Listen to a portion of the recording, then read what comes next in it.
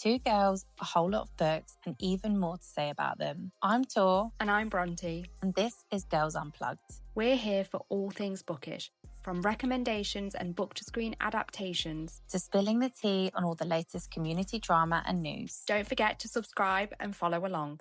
Welcome back to Girls Unplugged, everyone. Thank you so much for joining us. As you might know, today is a very, very special episode. But before we get into it, I just wanted to ask if you could make sure, if you're listening on Apple, Spotify, or Amazon, that you follow us, because it really helps push the podcast out and it lets you know about episodes like these to be the first person to know. And if you're feeling really generous, then please could you just give us a 5-star review, because that also really helps. But back to today's episode. As you can tell, we have two very special guests with us, New York Times best-selling authors, Caroline Peckham and Susanne Valenti, who you might know also as the Twisted Sisters, and authors of series like Zodiac Academy. Hello, thank you so much, guys, for joining us. Thank you for having me. We're so excited to have you with us. But first, we thought we would just tell listeners at home, in case you missed last episode, and you guys a little bit about our Zodiac Academy journey. Yeah, so you guys probably don't know this. And for anyone joining for the first time today, Girls Unplugged actually wouldn't exist without you guys. Bronte and I both started our whole content journeys because of Zodiac Academy. Like, we both started our book talk, TikTok journeys because of reading this series. Yeah. And that's how we actually ended up meeting each other. We didn't know each other before being on TikTok. So actually, if it wasn't for Zodiac Academy, there would be no Tor and Bronte, there would be no Girls Unplugged. So this feels like a very, very full circle moment for us as a duo. Yeah, it was literally the first book both of us separately ever spoke about on our TikTok back in 2021 or 2, I think. So yeah, crazy. But yeah, thank you so much for joining us. Oh, that's so amazing. I can't believe that. That's incredible. So we wanted to start back at the very beginning, all the way back to how your writing journeys began. So can you tell us a bit about how you started writing these stories separately and or together, and what you even did before you wrote books? Have you always been authors? We always wanted to be authors, and then it was that kind of thing of, well, nobody really gets to do that, so go get a real job, and we didn't want to do that either. So our parents ran a business and we started working for them. It was a boarding cattery, and we were looking after cats and cleaning up cat poop, and that was what we did before writing the books. And I think one day we were just sort of talking, and we're like, oh, we should actually write a book now rather than a few chapters, write one whole way through. And I think we both were like, yeah, let's do it. And we edited for each other. And that was how we started with our separate writing of books. So you wrote separate books before you ever wrote books together? Yeah. Yeah. Yeah, I wrote a YA series first, which didn't really do anything. And then I wrote a vampire romance called V Games, which I'm kind of trying to rework right now. But we write books all the time, so we're always so busy.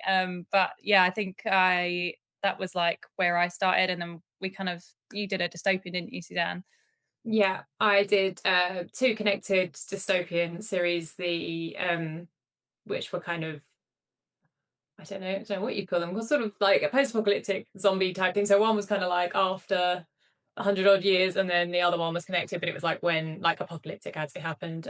So we were kind of at that point, we'd both written those, and Caroline journeyed off away and was like, I'm going to make this work forever, and went out to Costa Rica.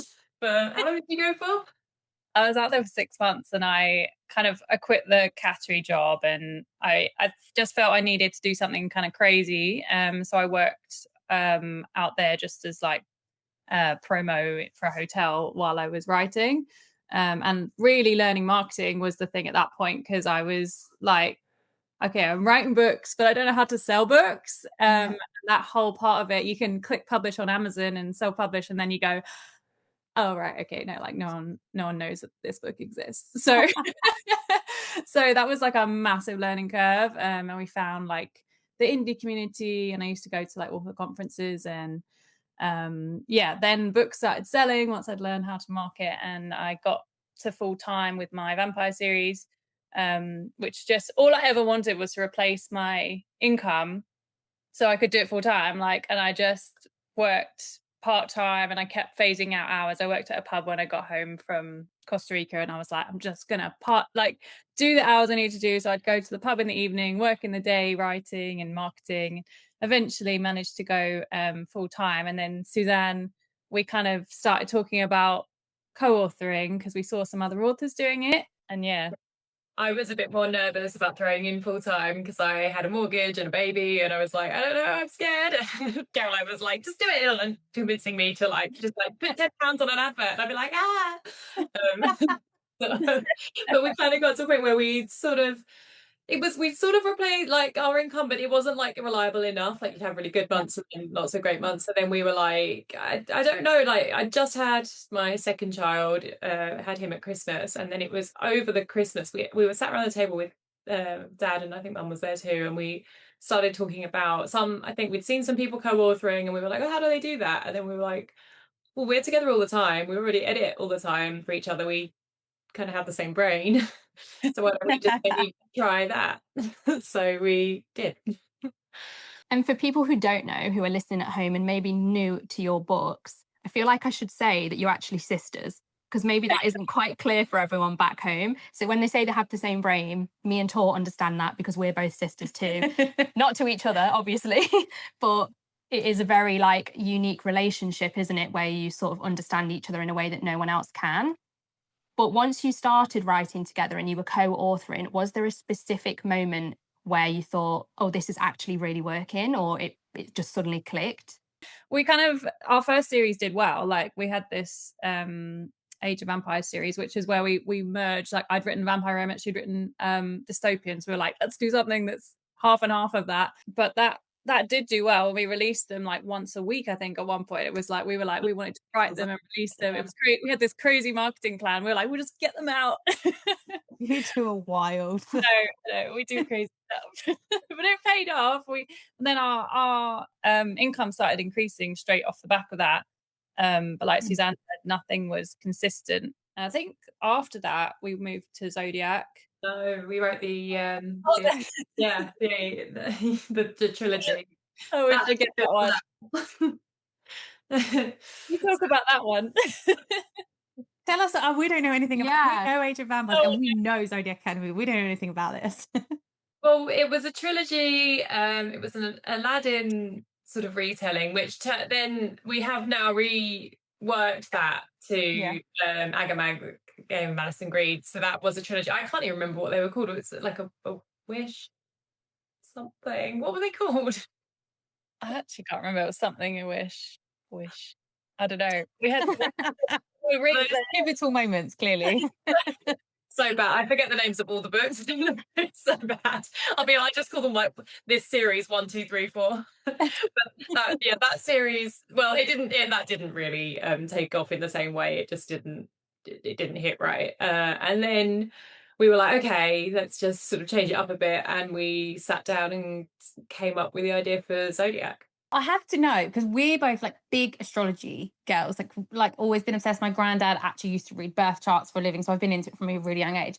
Are you both like astrology, like really into astrology? Is that where the idea originally came from for Zodiac Academy? Or was it just like, no, this sounds cool, let's do it? We wanted to do a fantasy school that was more like adult, more like college, but we wanted it to really relate to people. So we were like, what can we do that people could see themselves in it? Like, they'd go, I would be in this house, or I would have this magic. And the astrology thing just came up. I can't even remember. We were just talking about it all, and then we were like, everyone's got a star sign. Like, everyone knows, like, even if you're not into star signs, everyone knows their star sign. Like, you have that instant connection to it. So yeah, sadly, we're not like super astrology girls. No. But it's obviously really cool, and there's so many things that were there that work so well, like the elemental ties and everything, and it just made it really easy to build the magic system off of it. And then we got to learn a lot more about astrology and everything as we were researching everything, and obviously like linking it to the stars and all the different things that we did with it.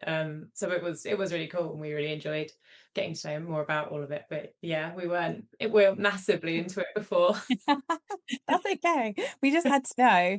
And so we we've both watched a lot of like your like Facebook and like Instagram lives and stuff over the years. So we know that the way that you write is that you have like characters, like that's how you split the writing, isn't it? But how do you choose who's going to write which characters? It's like a vibe. We kind of come up with an idea, and then we come up with a few characters, and we're kind of like, so you're feeling this character, and we nearly always feel the characters like, I know what she's going to write, and I know what I'm going to write when we're talking about it. It just always goes that way somehow. I feel like was it maybe for Sinners?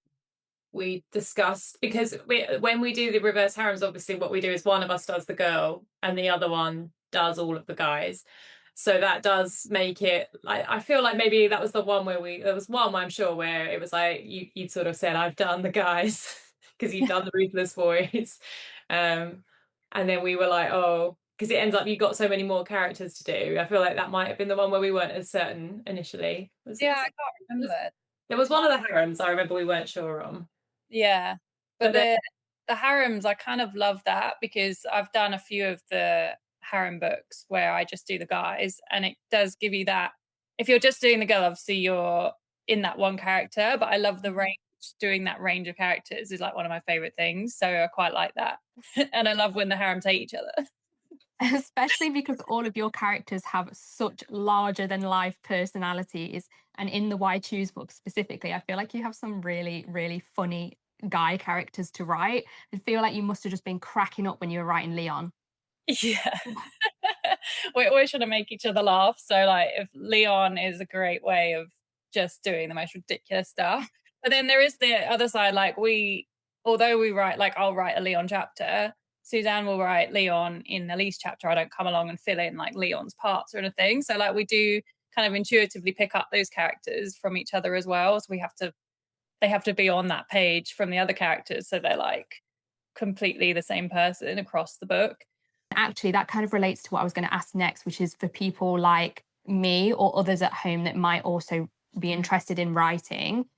Do you have any tips for anyone who wants to start their own writing journey? I think you need to write, you need to go like, I know this person, they are my friend. I know them too well, we hang out too often, deep into their brain, all the good, the bad, the ugly, every part of them. Don't ever, like, we never shy away from, like Tori was stubborn to the point of really fucking annoying sometimes, but that was who she was. Like, like I was writing her and I'm like, stop it, but she won't stop it because that's exactly who she is, and you have to accept them for who they are and don't back out of it at all. And then also just to write that story that you really want to write and don't care about, like a lot of people on writing things, I say, oh, do the tropes, do the trends, fit to this, fit to that, but actually when you've written the story that you love, the passion for it will be there. Hopefully that will like them reflect when people are reading it, they'll feel how much you loved it, and then you can go, oh, actually it's got enemies to lovers in it, it's got this. I haven't written it going, I must make it this, but there's so many tropes that you can, when you look at something, step back and go, oh, actually it's got this, it's got that, and then you can market it that way, and that's fine, but don't try and write it to market. I think that's a really interesting point, because it's coming up on TikTok a lot at the moment, where people are trying to write to market, or they feel forced by publishers to do that. But then what you end up with is kind of a market full of books that feel the same. Whereas if you do what you're saying and write something that you just really love and know, that's when you get those original stories that feel so special to the readers anyway. And the tropes, like you say, come second. So I think that's a really good point to take away. Hopefully any writers out there will listen to that. I think it comes down to like the same point with like when people ever ask us like how we got into content or what they should do to get into content. And my thing is, I'm the same at work. If you're your most authentic self, you're going to bring forward the right readers, the right followers, the right friends, like no matter what point, like no matter where you are and what you're doing in life, if you're just authentic to who you are, like you're going to bring the right people around you, aren't you? So yeah, feels cheesy, but I guess it's that old line of no one can really do what you're doing because only you are you. So that, makes complete sense. We've got that with the humour a lot in our books. There's so many times we've looked at each other and gone, this is too far, it's too strange, it's too far, sitting in a room cackling away, and people are just going to be like, the fuck. And some people definitely are, but then we're like, but then we get to find the people who would be in that room cackling with us, which is the brilliance of it. It's like we get to go like you get to get your people who get it, and then that's about every time we meet anybody, it's just like straight away we're bonding over the same thing because we were all been in those headspaces and got on with it in the same way, which is really great. You can see it through the Zodiac series how much more ridiculous like some of the scenes get, or like Xavier's embarrassment. Every time I do that scene, like a new embarrassment, it's got to be worse. It's got to be more ridiculous. As when you fell off the treadmill, Suzanne, she was she was on the walking treadmill editing my Xavier chapter. I can't remember which one it was, but I think it might have been the Dazzle. I was about to say, is it where like he like walks into the room just after he's had it done? And it's like, oh, my mum's just died. Honestly, the start of book 8, I have never laughed. I don't think just at a book, but at anything in general ever so much at the whistle.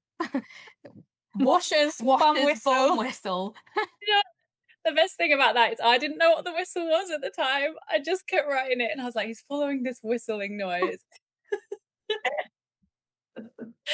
Oh, so funny. I think about that moment quite a lot. The best thing about it was that it was like who it was listed in, like the fact that it was Leon. I was just like, this is amazing.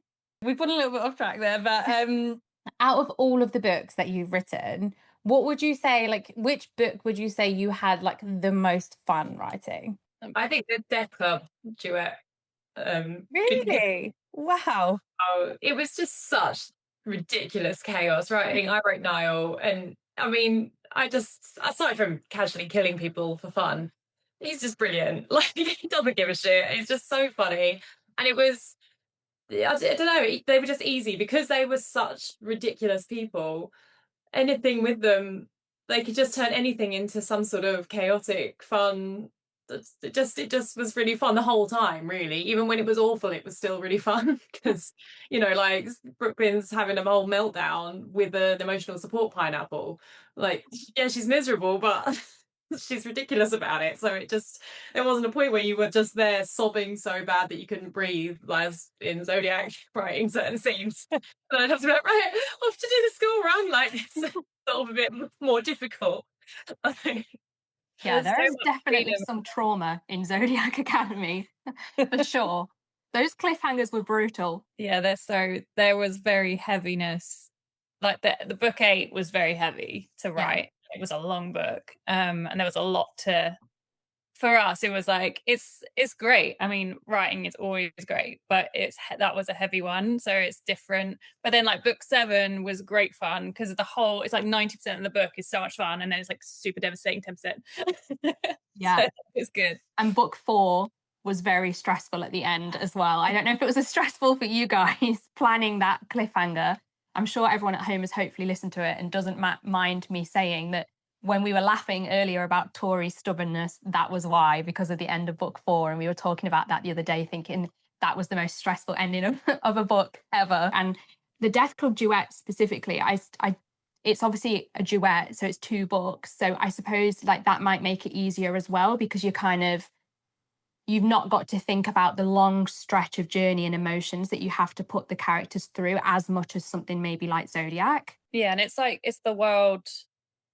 The fantasy is always heavier, and the more characters you add, the more you have to remember and get right and make sure everyone gets their arc. And once you start getting to an end of a series, we had like these post-its on like this window in front of us for about 3 books towards the end, because we were like, okay, these things have to happen and we have to get the characters ready for these major plot points. So it definitely became more difficult the longer the series got and the more people you add. So like the Death Club, obviously it's not so many characters and it's a pretty short story, so that's always easier. Okay, so I think we want to dive in specifically now about the sister dynamic, because I think that is obviously something that makes you guys so unique as authors and co-authors.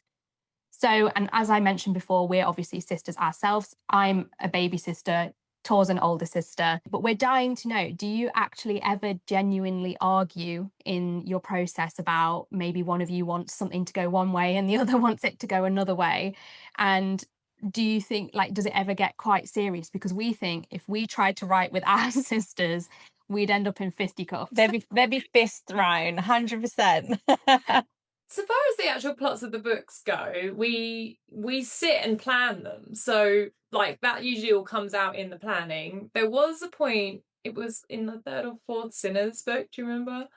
I Oh, can't yeah. remember what it was, but I remember, so because where we've planned it, sometimes one of us gets ahead. So I was ahead by 3 or 4 chapters, and then Caroline's writing her chapter and looks up to me and sort of says, "This doesn't work." And I was like, "No, it has to, because I I know. chapters." And I think I just sat there annoyed because, like, for about half an hour, and then I just was like, "Yeah, like, fuck it, you're right," like, because it was right. And I had to change my chapters, I which was think it fine. was emotional. I can't remember specifically what it was. I know it's about Chase. There was like an emotional thing that had to happen, but he hadn't got there emotionally, and it was like a big thing. I can't remember what it was, but I was just like, God, we're not ready. He's not ready. That's the one that I can remember, like, during the process of writing, getting annoyed. I mean, like, we've had, like, issues, just usually it's like a pressure issue, like if one of us does get far ahead, or if we've got deadlines coming, like, which is where we've sort of tried to, where we've built our own company now and everything, we don't really have the deadlines in quite the same, and we've always done it ourselves anyway, but we had to just relax a little bit because the stress of trying, I mean, we were uploading, was it Zodiac 7? You have to upload it by midnight, and we were doing it at like 11:50. It was like and we're just crying, like, it's just awful, it's just so stressful. And we're just there and we're going, "It's not uploading." And we had one where, like, all the pre-orders, was it for 4 or 5, all the pre-orders got cancelled because the upload, even though you have to do it by midnight on a certain date, we didn't realize it can take up to 48 hours to get approved. So really it's a few days before that. We didn't realize this until all our pre-orders got cancelled once, and we missed it, so that was a whole thing. But I think enough of those things have happened to us now that we're a bit more like, "Oh, fuck it, it'll work out." But like, at the time, that was quite, not so much of an argument, but a very stressful situation where we'd just be like, "No." Yeah. I actually remember that the pre-orders being cancelled, because I was in your Facebook group as well, so I used to get Aw. those updates. And I think the thing with that is as well, like, people kind of expect it a little bit more with indie publishers because you're doing everything on your own. So I feel like I should just let you know that readers can be demanding on social media, but I think most of us are pretty understanding, and we get the issues like that. But is there ever a specific character that you've disagreed on? Like, one of you loves this character, or the other one's like, "No, I want to kill them off." I don't think that, but we did have the last book of Zodiac. I remember talking about who we were going to kill, and we both disagreed, and we both kept them alive. The 2 characters that were up for discussion. I want to know who it is, because I'm savage. I love a character death. So I suggested Geraldine. I know. I know. And you thought Xavier, didn't you? Oh, yeah, that would have been brutal.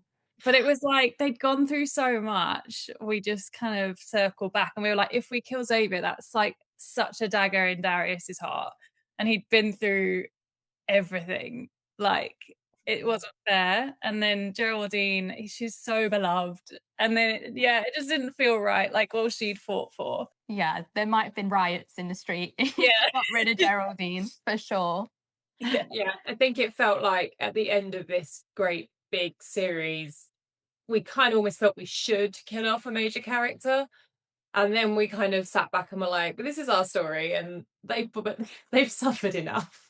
And actually, do we want to leave that bitter? Like, I've read all these books, all these fucking books, and at the end, my favorite character died feeling on people, because actually that's shit, isn't it?" So we were like, no, like, there were, obviously, some of the characters that went at the end, it was still sad, and it still, there was a lot of trauma and everything, but we felt we wouldn't kill them. I mean, there was a point in, I remember getting quite stressed in, it must have been in 7, in 8, writing 8, and I was just like, "Do you know what? Darius is staying dead." Yeah, I know. She had a rage one day, and she was like, "No, I'm not bringing him back.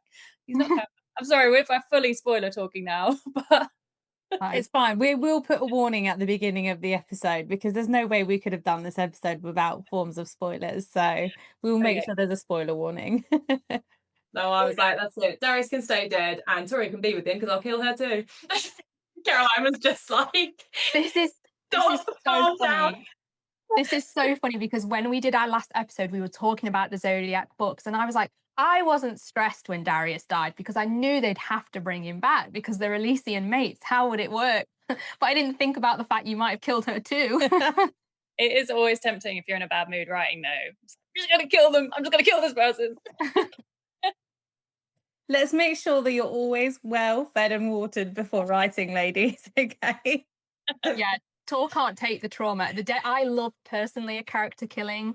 I just love it. I find it like keeps me feeling alive, you know? Like what's Yeah. going to happen to this character? But Tor, she likes a happy ending. We said we were going to go a whole episode without me crying today, okay? And if I start to, I'm welling up and she's like, She'll cry just thinking about the characters dying. we did our episode last week before we decided to interview you guys. We did an episode. We did like our full debrief on like all your books, like mainly on Zodiac Academy. And I think I cried like 2 or 3 times. Yeah, she cried talking about the twins' parents. It was the scene and in the last book where like with all the clay and all their like souls effectively come into like the, what are they called? Golems? Is that what they're called? Yeah. Yeah. That bit always Yeah. really got me. And to be fair, anything emotional, I'm the biggest crybaby of our friendship group by far. For this section, we noticed that sort of when authors talk or do interviews, obviously the main focus is usually the books they've written and what they've got coming up, which is important. But we also kind of want to know about authors as readers as well, because obviously that's a lot of where the inspiration comes or where your love for writing comes. So when you're not in your writing cave, what are you reading and what are you both reading at the minute, if anything? I'm reading the Red Rising, the third Red Rising. My favourite. I'm just past the point at which it had to go in the freezer for a while. I was annoyed at it for reasons, and I was annoying. I'm doing it on audiobook because I tend to do it on audiobook because I fall since doing writing. I used to read physically a lot more, but I find since writing, reading feels a bit like work, which is really sad. Like, so I can do it sometimes, but like, yeah, often I'll just like to immerse myself better. I'll just audiobook it. So I was audiobooking it on the walk to school as terrible things were happening, and it's quite a long drawn out thing that happens, and I was just like, sake, why am I in public? So it was in the freezer for a while there, but I'm very much enjoying it. It's back out. Can Yeah. I ask if that thing that was stressful was in book 2 or 3? 3. Okay, I think I know what it is. That's But I don't want to spoil, so it's like a... Tor hasn't read them. Okay. I've read them. It's one of my favourite series ever. But that book there's a very sad moment in it. I feel like maybe it's that. Yeah, Winking at each other. Yeah, like, is it that? I mean, the whole series is stressful, to be fair, so it could be anything. yeah. But like you were saying, you enjoy those parts. Yeah, I do. That's probably why I like it so much. I do enjoy it, but that was like the one that I would have rather it didn't happen to. Yes. Okay, yeah, I definitely know what it is. And what about you, Caroline? What do you like to read or what are you reading at the minute? I've just finished the latest Hunger Games, which I love Suzanne Collins, and all those books are amazing to me, and I'm very excited about the movies because I feel they get the movies really right. I think they do them so well. So yeah, that's what I'm reading or just finished. And yeah, generally like reading what we write. Makes sense. It does, like, writing does change the way you read. So it's not like, it is like that weird, because you're in edit brain and you can't really switch it off. So like when you read on, especially like listening to audiobooks, sometimes is a bit easier in a way because you kind of consume it a bit better. But when you're actually looking at a page, I can't help but see the words, if that makes sense, more than I would have before writing. That definitely makes sense. I'm an editor, like a freelance editor. So I have the same issue. And like, we'll joke in our friendship group that I'm a hater. But it's just... She is. She is a hater. You can't... I'm so easily pleased. And she is so hard to please. But you can't turn that part of your brain off, can you? Like, once it's in there, you notice everything that almost you would change when you're reading a book. And it's almost like you just can't turn off your imagination of where you think it should go. So it does make things harder. Maybe I should switch to more audio. Maybe that will solve my issue as well, and I'll be less of a hater. She struggles to do fantasy on audio though, whereas like I love it. So Yeah. I I haven't got the attention span for it. I need to work on the attention span, I think. I think that's the writer's brain, though. That's Yeah. what, like that, when you watch where it's like you can choose something, you're reading something, and then you go, oh, I should have gone. And then, because that's where I'll go, and then I'll be like, oh, I've got this whole idea of a whole thing, which is actually now nothing to do with whatever I was reading, writing, watching. It's a completely separate thing. But that'd make a cool story. Yeah, I was going to say the same. It's like, it's such a good way of getting ideas, because you'd be like, it'd be a completely different way you would take the story, and then you'd be like, oh, we should write that. Yeah, honestly, my notes app in my phone is just full of like book ideas. But my problem is I get halfway through a draft and then I go, I don't like this anymore. Oh, it's hard. The first draft, the first book's really difficult, and it is just sitting through it and getting it done, because like that first, even if it's shit, like objectively, even if it's not, I mean, for I'm not saying it's shit, I mean, like, for yourself, write it for yourself and get the words down, even if you feel, oh, it's not perfect. Getting that first draft just gets you to a different place, and then you can be like, right, now I'm just going to look at it completely as one story. Yeah. And usually the like things that I like, the shittest things I've written, I'll go back. The 8.5, Darius getting called into the room, I literally was like, I sent it to Carol. I was like, don't even fucking look at it. I think I've done a terrible job. It's not funny.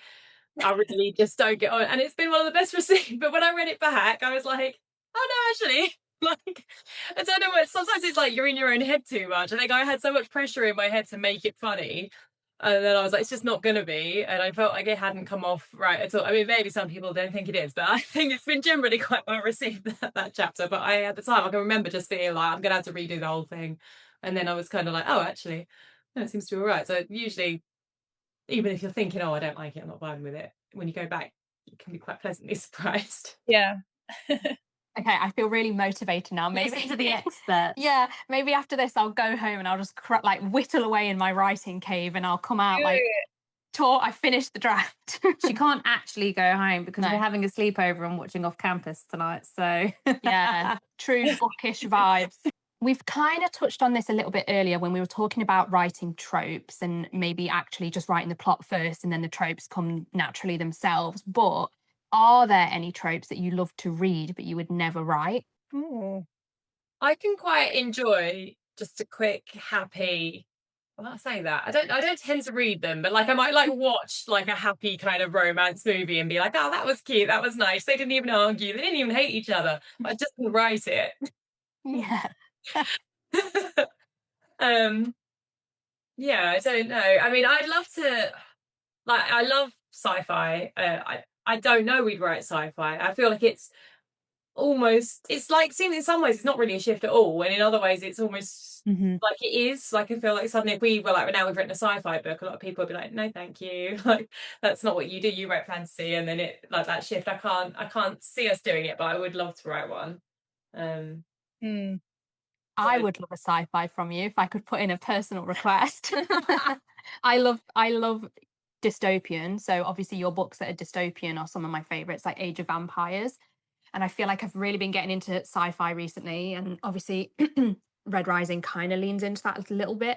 But I think you would nail that. In a way, it is fantasy, is the thing. Yeah. It's just through a different lens. Mm-hmm. Like, you can come up with anything in the same way and say, like, maybe it's more technological, but it's still sort of magic, isn't it? Yeah, exactly. Especially things like, obviously a big one at the moment has been Project Hail Mary. And I feel like that is so fantasy reader coded with, I don't know if you guys have watched or read it, but with Rocky, the little alien, it just feels like a magical sidekick. Right. No, I've not read that one. Oh, No, you should. It's a good one, especially on audio. I haven't read, I haven't watched. I should, but You would I really like sci-fi. I don't tend to read it as much, but I would say if you guys wrote it, I would definitely read it. Yeah. Now, if you ever release one, watch me and Bronte like clipping parts of the podcast going, we requested it and it happened, guys. Yeah, if you're listening at home, drop a comment below. Should or shouldn't they write sci-fi? Maybe we can make it happen. Okay, so Zodiac Academy specifically is probably what a lot of readers know you for. So we have to talk about it because obviously, like we said as well, it's the series that made us friends, and obviously hundreds of thousands of other people love it. When you wrote the first book, did you have any idea of what it would become? I don't think we ever could have imagined it being as big as it is, or even half. I mean, we could have never predicted that. I think we felt the magic in it though when we were writing it. Like, there was just something really special about it. So much as we were putting it together, we really sat and, I mean, we wrote like out a class timetable and everything initially. We were like, it was just so much went into kind of the building of it all. We felt it was really special to us. We could never, ever have predicted it going the way that it's gone. I think it always got people like hyped. Like, it was not our best-selling series for a fair while. Like, we wrote Dark Fae and that outsold Zodiac for quite a long time. Really? Yeah, like for the first, I think at least the first year of, like, because we started writing them a bit simultaneously, we went back and forth. I think Reverse Harem was just really popular at that time, and it just sold better for a while. But the people who came to our Facebook group were Zodiac fans, and there was just a difference in, like, people who'd read any of our other books to people who'd read Zodiac would come to the group and want more, and they'd be like, so there was just like this excitement for people who had read it that we didn't seem to get from the other series. I mean, we were those people. We joined the Facebook group straight after Zodiac. I think what me and Tor have discussed about why maybe that happens and like why people feel so connected to the series is because there is so many characters going through so many different things. You will ultimately connect with someone. There is someone for everyone. So, and then as the series obviously progresses into the later books, you get this found family trope that just, you at this point you just want to know what happens to them and they're all happy and safe, and the books could go in any which way to describe to make that happen, but you have to know that it happens. And I think that's what we said, wasn't it? It's just the character work is just so good. Yeah, it's amazing. And I think, as we said, like it didn't just introduce me to a set of books that I loved. It introduced me to a whole community because, like Bronte said, I joined the Facebook group. It was why I started TikTok. It completely changed the way I use social media. And I think it's that way for a lot of people. Like, does that feel surreal for you guys hearing things like that? That because for us, it's like literally changed the entire trajectory of like our careers and lives in some respect. Yeah. It's like overwhelming. It's amazing. And like when we meet people, it's I don't know. I mean, sometimes I just cry. Like, it's just, we had like the first time we did a signing, we'd done a lot of our releases and stuff in COVID. We'd never done a signing, never done anything. We turned up to this and we just didn't expect anyone to really come. And then a lot of people did. And we ended up just afterwards just laying on the floor behind this curtain that was behind where we were to like do it. And just sort of like just going, oh my God, like it. I don't know, like people get tattoos and like the different, it means so much to so many people, and it means so much to us and this community that has kind of formed around it. Like, obviously, like writing books is a dream. This is something you could never even begin to hope might come of it, and it is so overwhelming, and you still can't really, I don't know, it doesn't really make sense. It doesn't really, people say things and you just sort of go, oh my God, no, it can't be us. Like, that doesn't, but yeah, I don't know. I think I'm just wordsing, but it's very overwhelming and it means a massive amount to us. I think that makes complete sense because writing as well, it's obviously, I mean, less so for you two, but it's quite a solitary thing. You're often just in one room by yourself. You know, you're not actually seeing these fans that often. I mean, maybe you do now actually because you do so many what's the word? Events, signings, those kinds of things.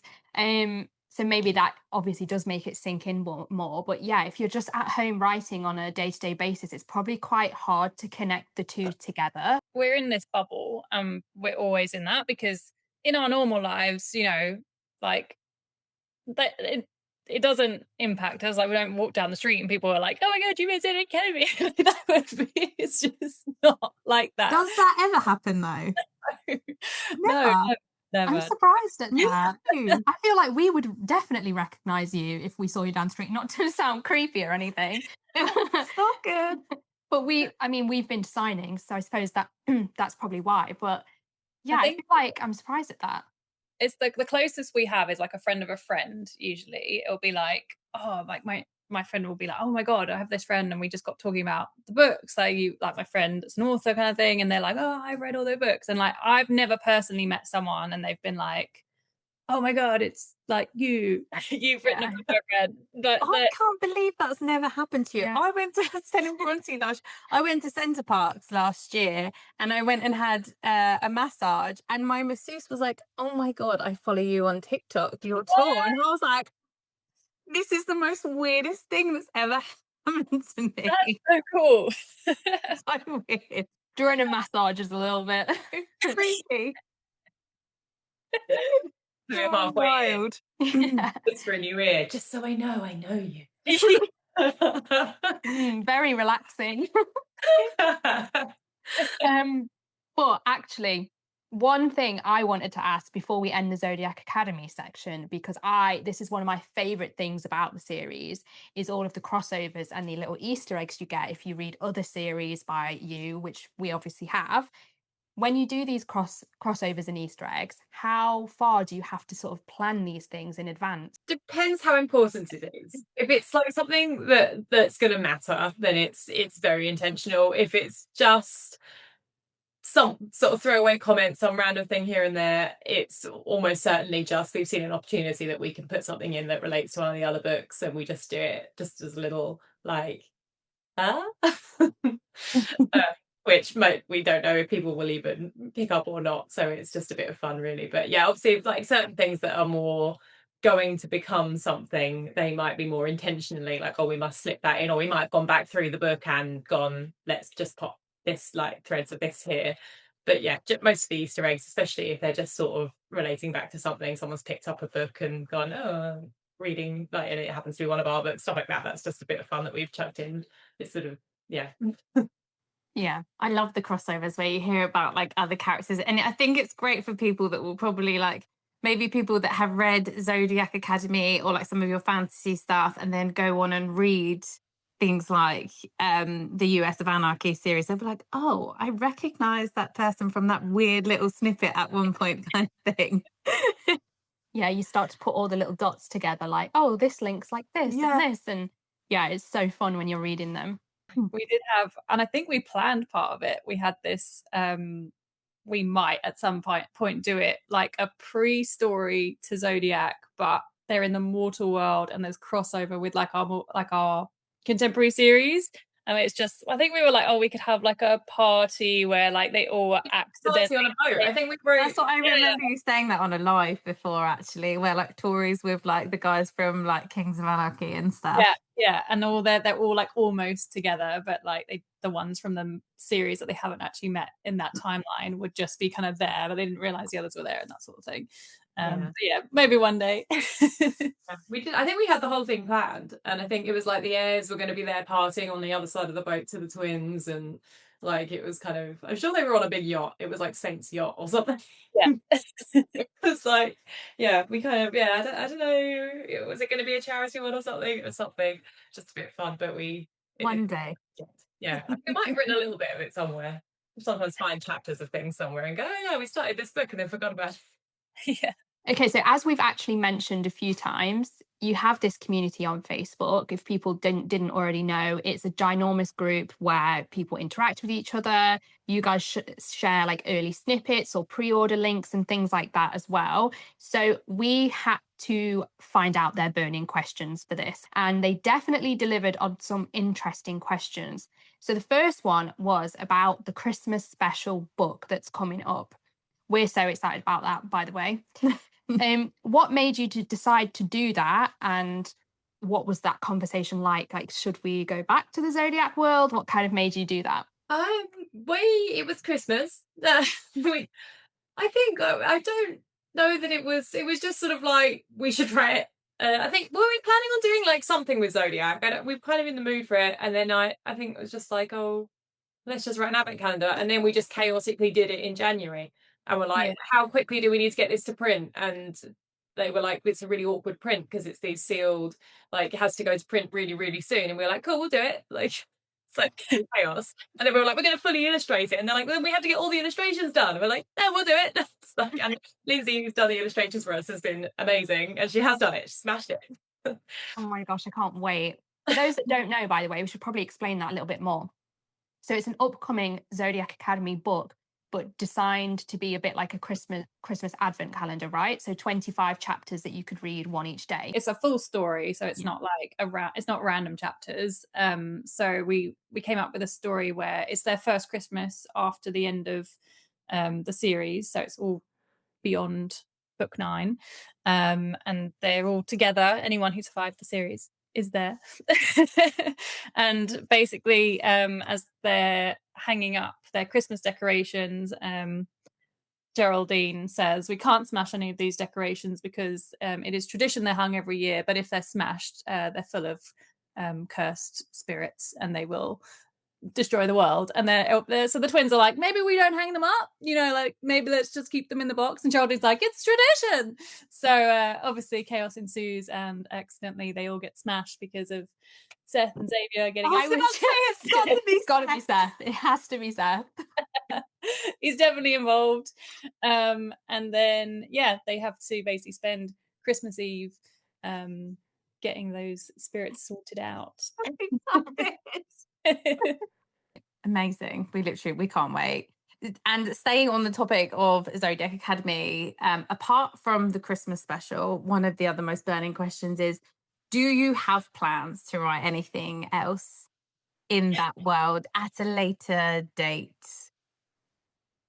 In the world, definitely. With those characters as front and center, I think, unless it's something like this, probably we won't go all in with it. It's hard because obviously they've had their character arcs, so as much as we'd love to like spend another 4 or 5 books having them deal with something else, I think it would be a little flat in as far as like drama, like they all get on and everything, so but then they probably wouldn't be the main characters in a whole series again. They would maybe like things like this we might, if we come up with the right story.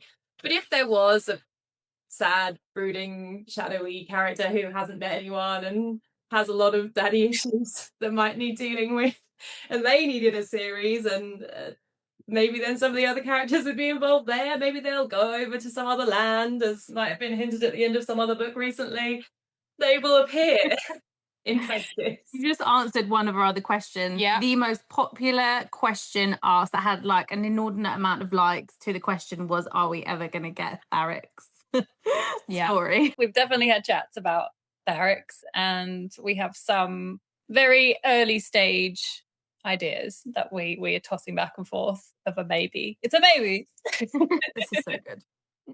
Another thing everyone is desperate to know, which is still in the same kind of vein actually, is would we ever get a series following the kids of the Zodiac characters? So like next gen. I think it's a maybe. It's a bit more of a tenuous maybe. I think the problem with having a second generation, the parents can't be bad.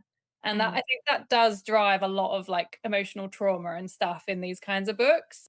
So it just has to be done in a way that we'd have to come up with something that, like, I don't know, that they still had like a lot of issues and things to work through, but they probably had a good childhood, hopefully.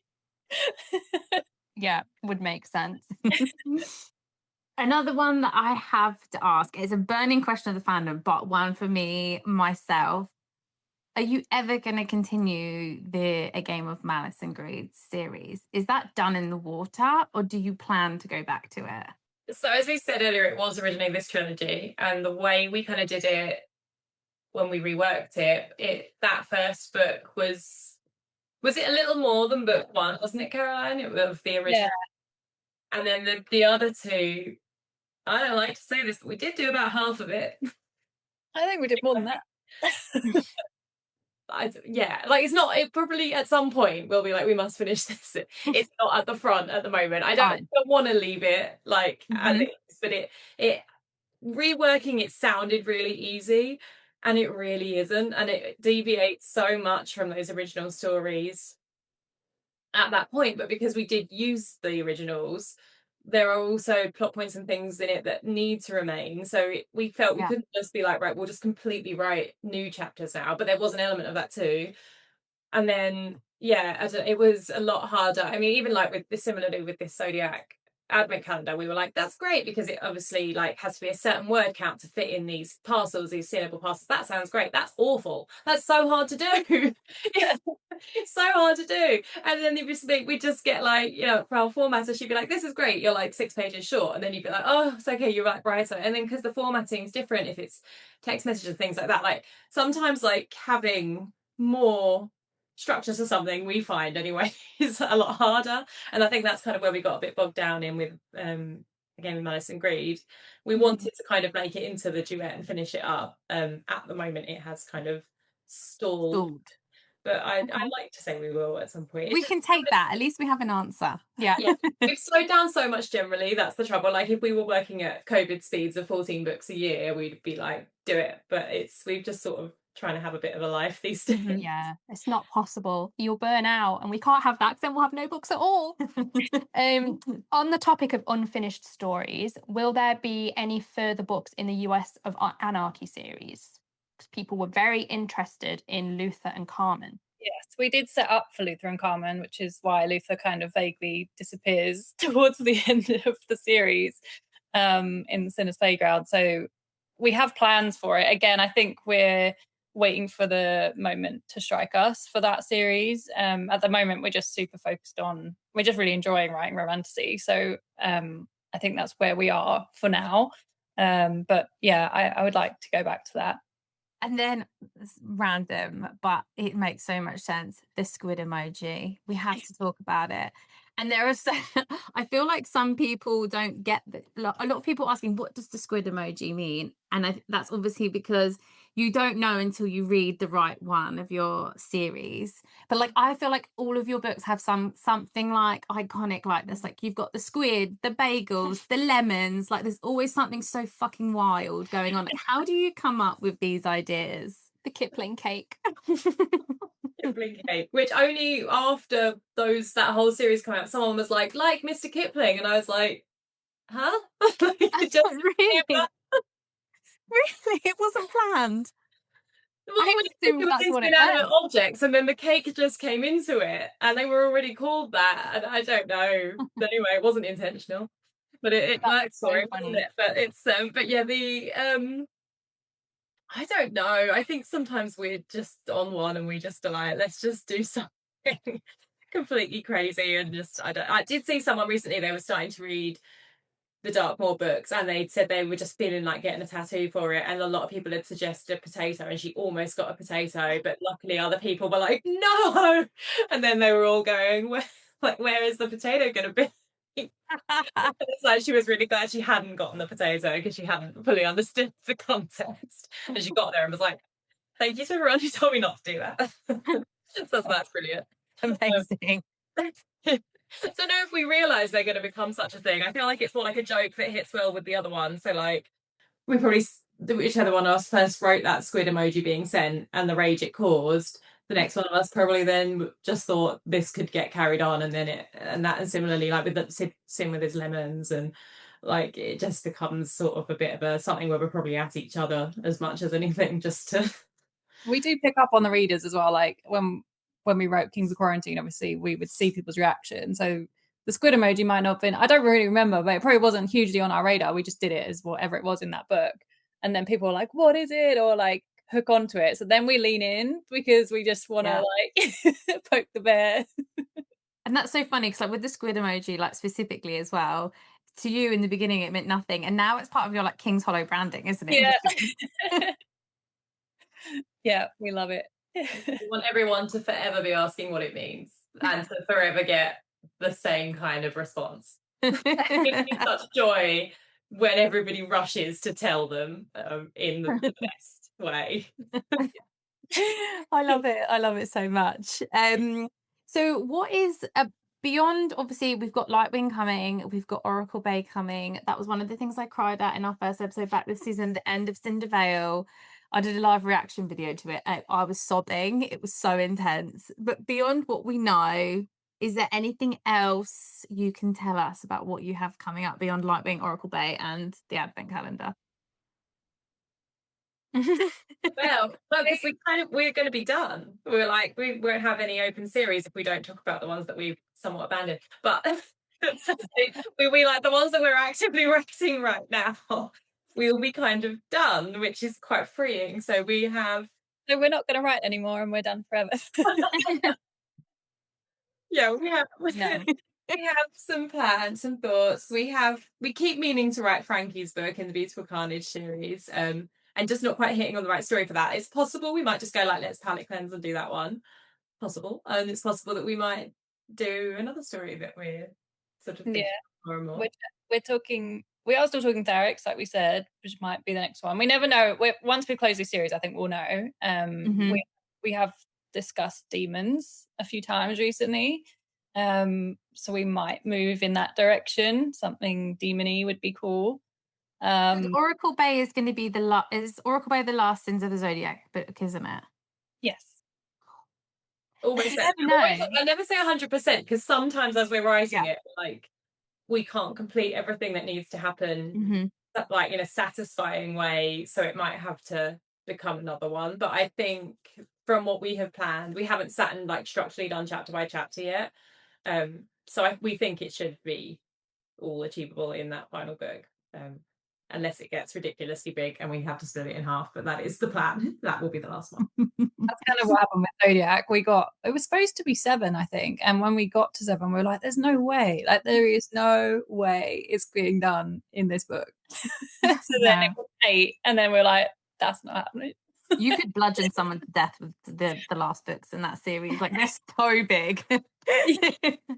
Yeah, but no, that you had to continue that series because there's so many characters. It would have been impossible to give them all the right ending if you hadn't, and if you'd only focused on the twins, for example. A lot of people would have been unhappy with that either way. So it makes sense, but very, very exciting. And you never know, guys, they might do a sci-fi next. Who knows?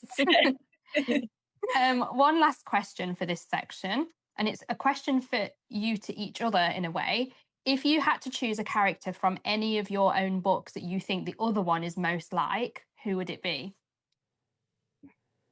She's a washer.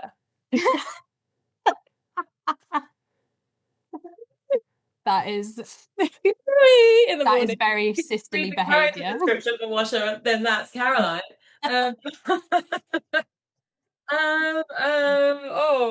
Well, then she's Plunger. No. Get that I was reference. like, how can I make it worse? Darkmoor, yeah, I've heard of it, but I'm not on Darkmoor yet. I'm really nervous. You're yet to meet Plunger. He does some interesting things. Makes Washer look good. Yeah, he genuinely does.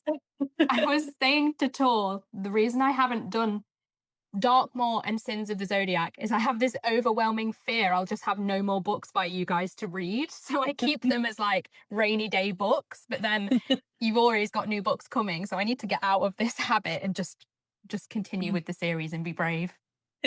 I know we said that was going to be the last question in that series, but while we've been talking, I did have one other question that's come to front of mind, and that is that at the minute, like, it feels like every day we are getting new book to screen news, like in the book world. Like, it's wild. Like, there's something new coming up every day. Can you ever see something like Zodiac Academy going to screen? I know that you've kind of talked about it before, but do you think that would ever happen? We've turned down a couple of offers. We are a bit fussy. We have things that might be happening and discussions. It's something we'd love to see done right. Put it that way. Yeah.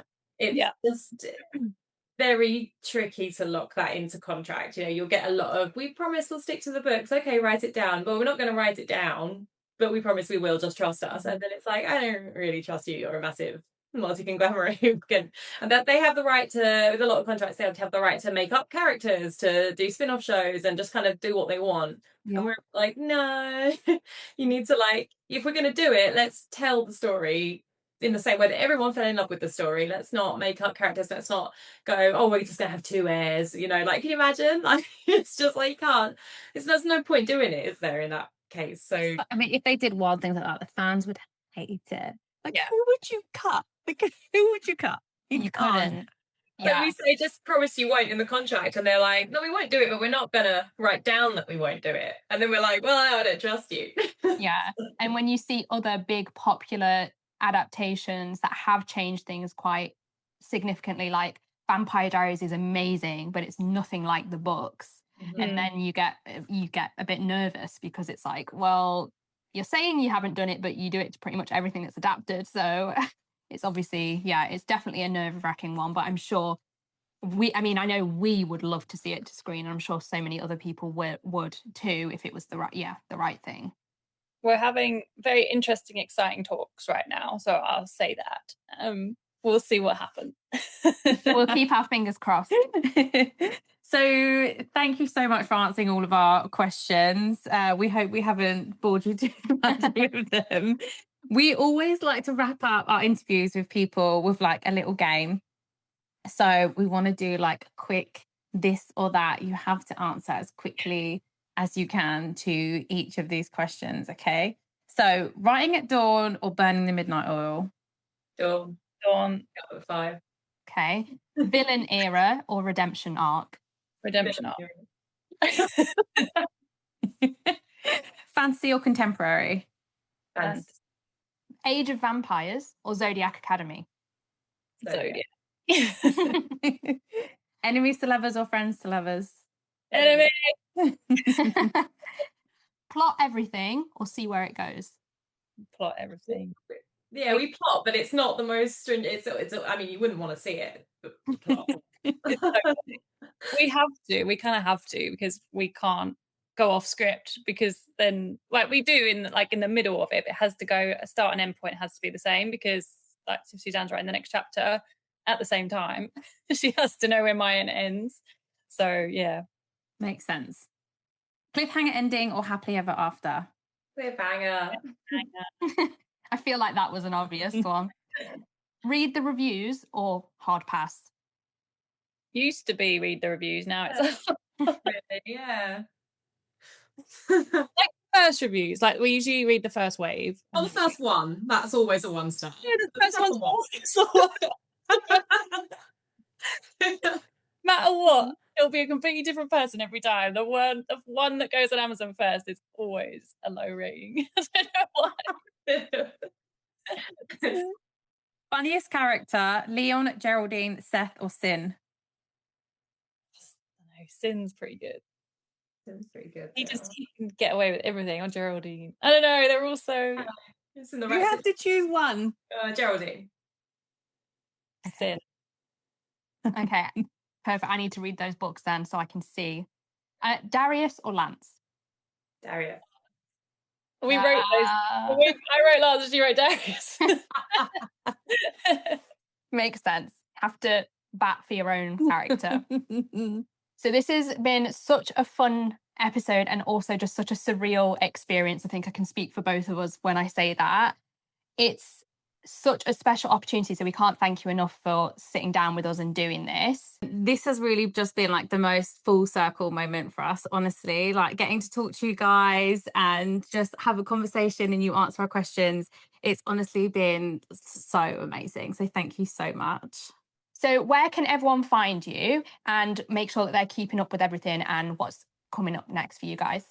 I feel like the best place for us is generally TikTok, or our Facebook group is the most active place for community. Even if you hate Facebook, it's such a good place just to be in there for readers and chatting about the books. And they chat about all books in there. It's not just our books. And you get great recommendations in there as well. And you might meet some friends that like books, which is nice. So that's called Caroline Peckham and Susanne Valenti's Reading Tribe on Facebook. Yeah. And then we're on TikTok under our names. Yep, and we'll have all the links below if you're listening at home in the description, so you can find them there as well. Thank you so much to everyone listening. We really appreciate you taking the time. Don't forget to like, follow, subscribe, us and the sisters, and we'll see you in a couple of weeks for another episode. Bye. Thank you. Bye.